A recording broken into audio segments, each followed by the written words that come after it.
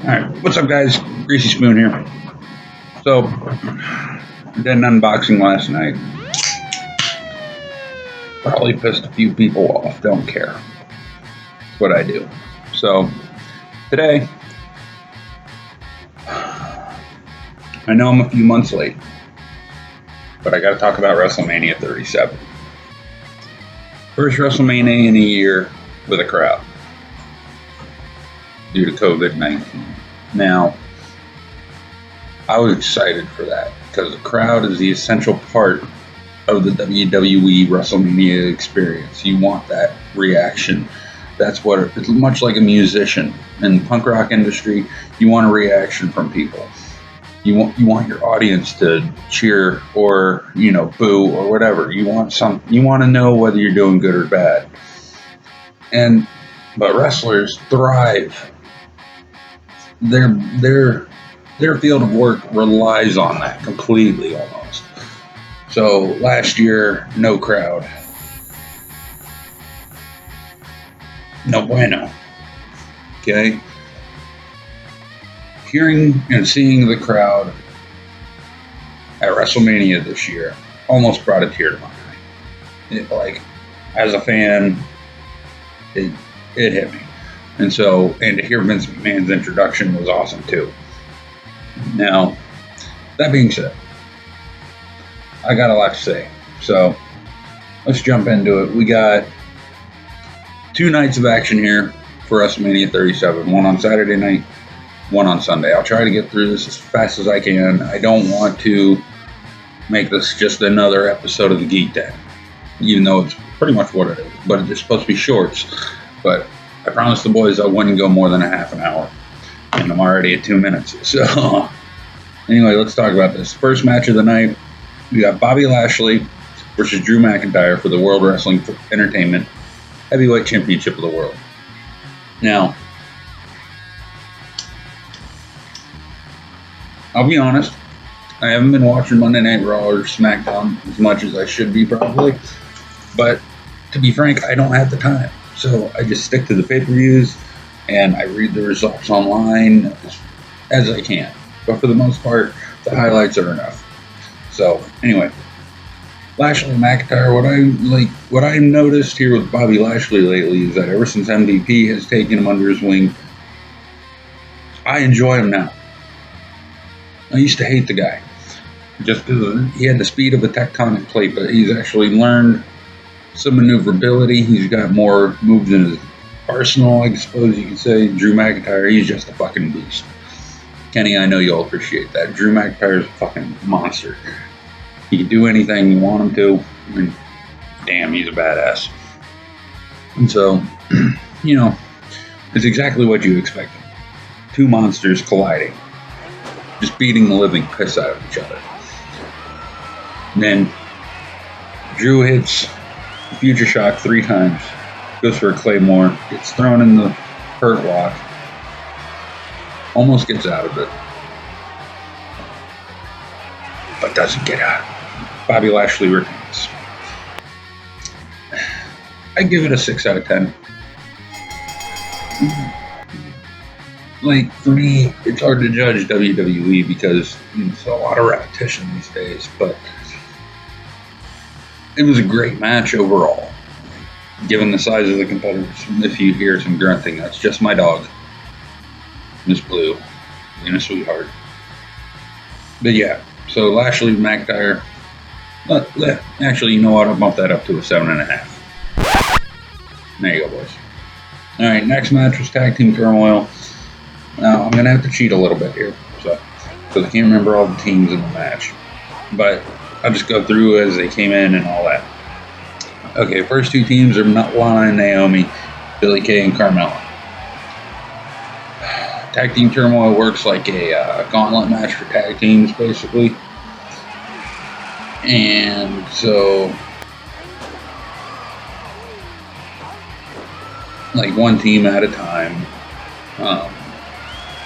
as each team gets pinned, or submits, or gets disqualified, whatever the case may be. If you're going to lose, another team comes down. Cycle repeats. So many teams are involved. And so the goal of this is to win so you can go on to the next night and get a shot at the Women's Tag Team Championship. Now, first two teams, Lana and Naomi, Billie Kay and Carmella. Well, Billie Kay and Carmella pinned Lana and Naomi. Riot Squad comes out with Liv Morgan and Ruby Riott. Pretty quick elimination there. Riot Squad goes on. Dana Brooke and Mandy Rose came out. And some back and forth action. I watched it past couple days, but you guys gotta bear with me here because I got a lot of information coming into my brain and it's just not holding at all. So I'm cheating. But I did watch it and I enjoyed it, especially night one. Night one, that's the caveat here. Night one was the night with the best action, I feel. Now I'll get to that in a minute.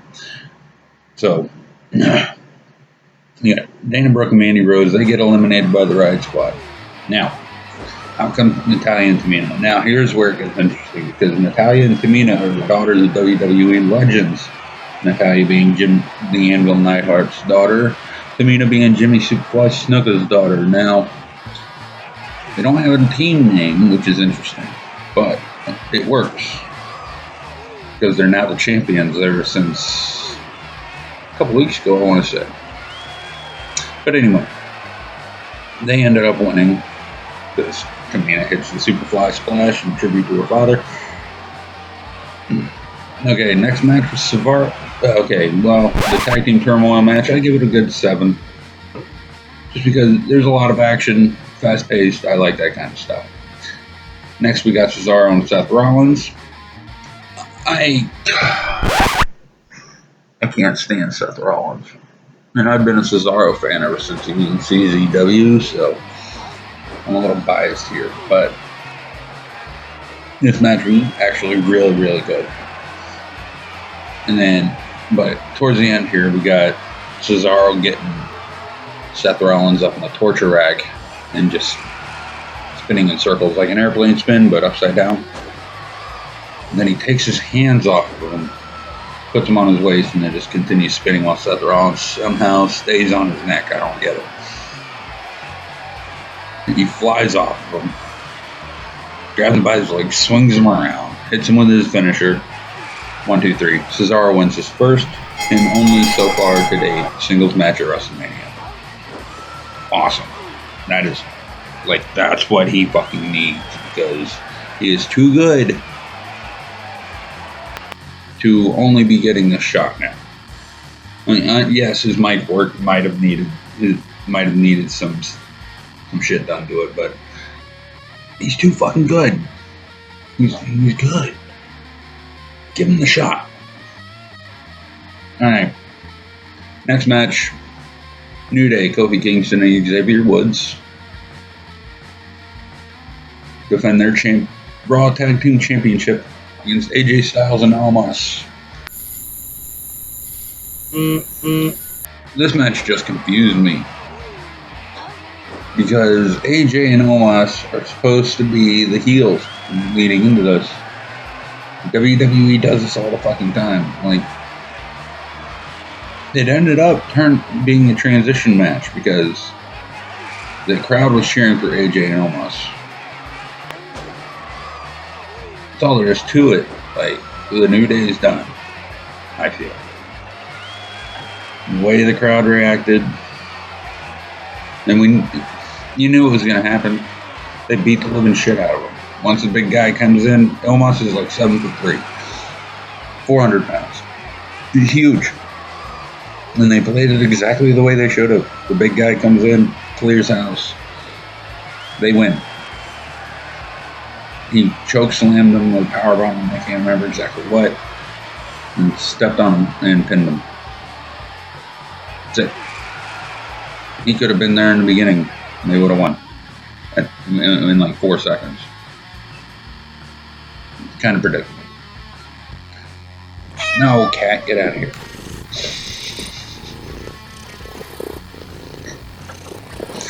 Okay, so now we got Braun Strowman versus Shane McMahon. Shane McMahon, stop. Just stop. Nobody wants to see you fucking wrestle. Nobody. Just because you do stupid shit. Like jumping off the Hell in a Cell. That was cool. But you also lost that match. You don't deserve to fucking win anything. Just because of who your dad is. We did. Shane McMahon still works as though he's in his first match. Stop it. Just stop. Yeah, you can do stupid stuff. Enough. You're like 50, dude. Enough. Nobody wants to see it. I don't. At least in my opinion, nobody wants to see it. Long story short, Braun Strowman throws Shane McMahon from the top of the cage. And it was glorious. Strowman picks him up, power slams him, 1, 2, 3. Strowman wins. 3 stars. Oh, and Styles versus Omas gets 6 stars? No, 5. 5. And that's being generous. Cesaro versus Rollins gets 9. Just because it was a great match. Alright. Next match was John Morrison and The Miz versus Bad Bunny. Bad Bunny. A rapper named Bad Bunny. And Damian Priest. Not sure what the point of this was. I know there's been some shit back and forth on TV. Miz and Morrison are just annoying. I saw it 10 fucking years ago. I don't need to see it now. Plain and simple. Bad Bunny and Damian Priest win. This Bad Bunny guy, like, he came, for not being a wrestler, he did really good. He was really good in the ring.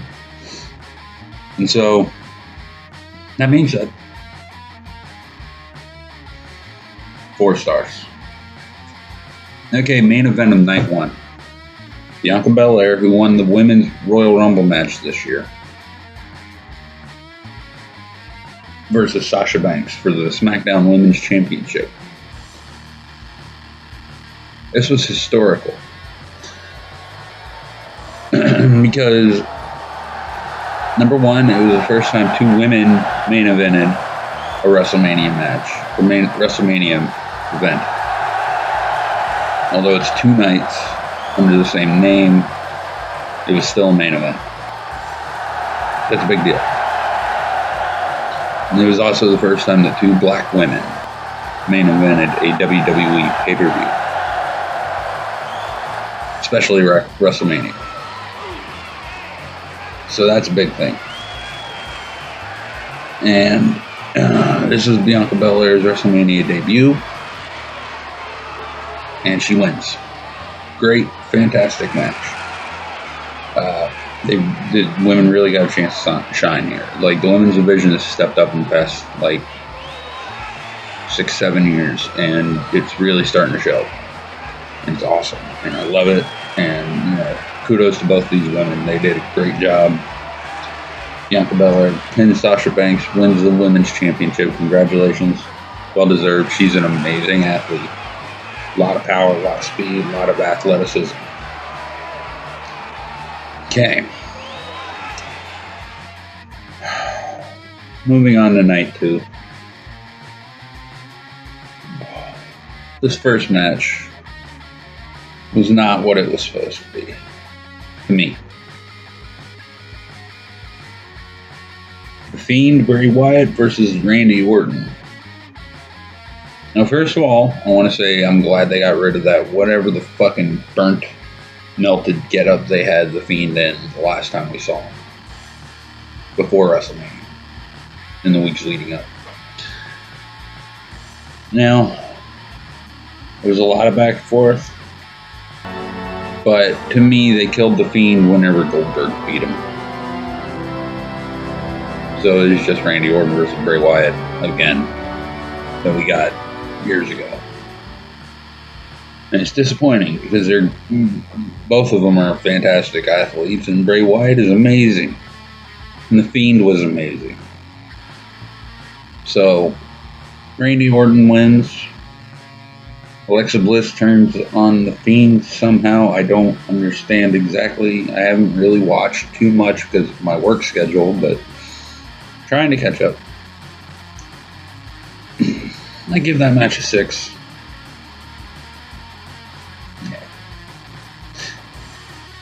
Second match was Nia Jax versus Shayna Baszler.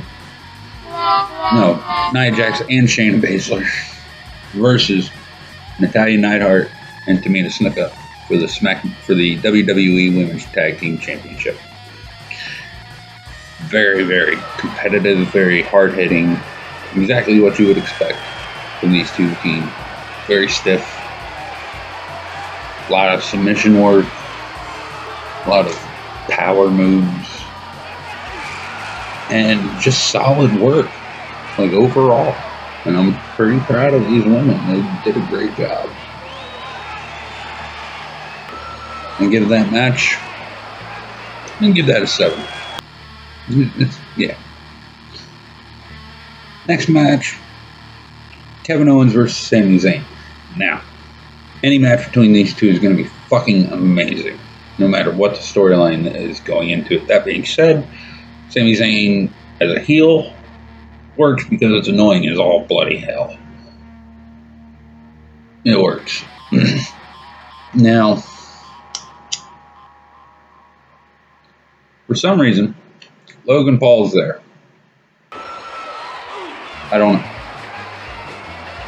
Long story short, after a lot of fantastic action, Kevin Owens hits a stunner, boom, 1, 2, 3, Sami Zayn loses.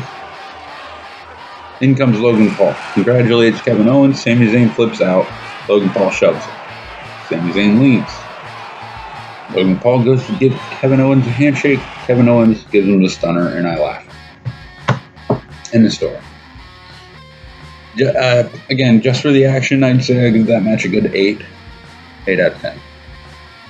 Next match was Sheamus versus Riddle for the United States Championship. Now, again, fantastic action, but I kind of saw where this was going just because Sheamus never held this title.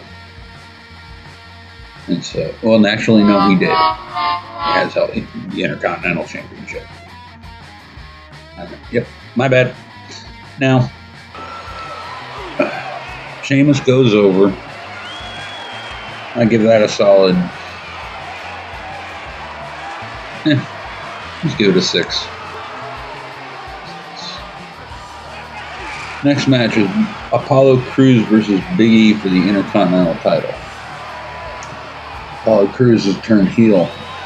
He's doing this Nigerian Prince gimmick, which works. I like it. I'm okay with it. Surprising.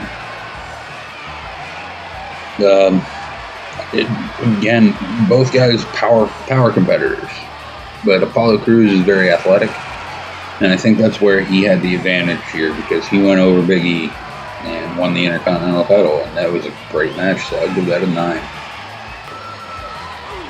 Storyline aside. Next match is Rhea Ripley versus Asuka for the Raw Women's Championship. Now, kind of saw where this was going. Because Rhea Ripley is very, very good. She's a great worker. Pretty decent on the mic. Could use a little work there. But her character works. And she's great. She's a great athlete. Very believable performer. And Asuka, of course, is a legend in Japan. She's a legend worldwide. And she's a monster. She's a beast. Hard-hitting. Just overall dominating. So I knew this was going to be good. Kind of didn't see the ending coming, but I did at the same time. It's just weird. I don't know how it works. But Rhea Ripley, she goes over, wins after a lot of back and forth. Sad to say, it's not the first time Asuka's been beaten at WrestleMania.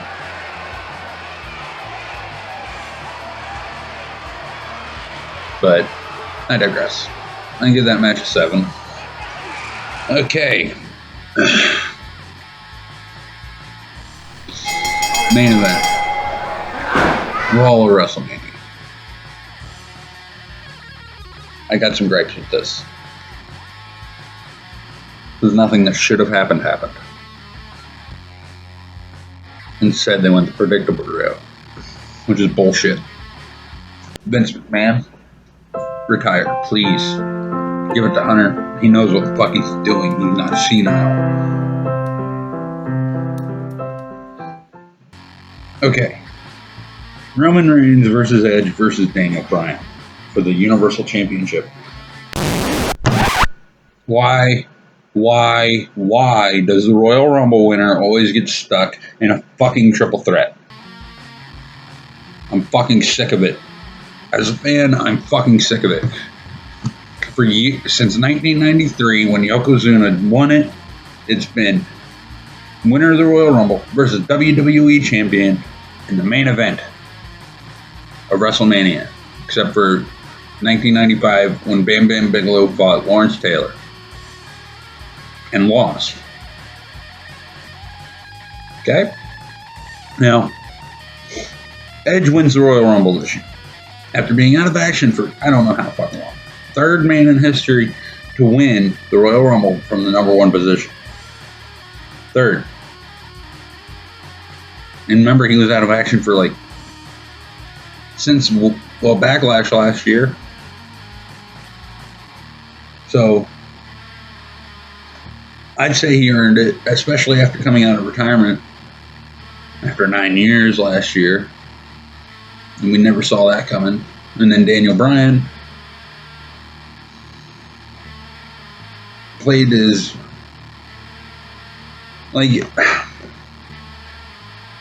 did Daniel Bryan deserve to be in the title picture? Yes.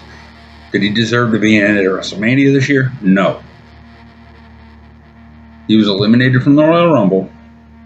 That should have been it. He lost to Roman Reigns in the Universal Championship match due to interference, sure. But that's really the only reason he got thrown into this triple threat. And of course, per usual, they went the route that gives Vince McMahon the hardest hard on. Roman Reigns wins after Jey Uso interferes on his behalf and is still the Universal Champion.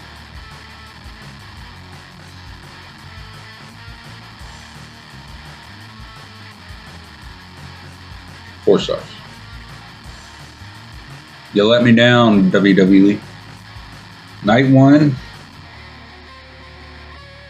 The night should have been flopped. Night 2 should have been night 1. Night 1 should have been night 2.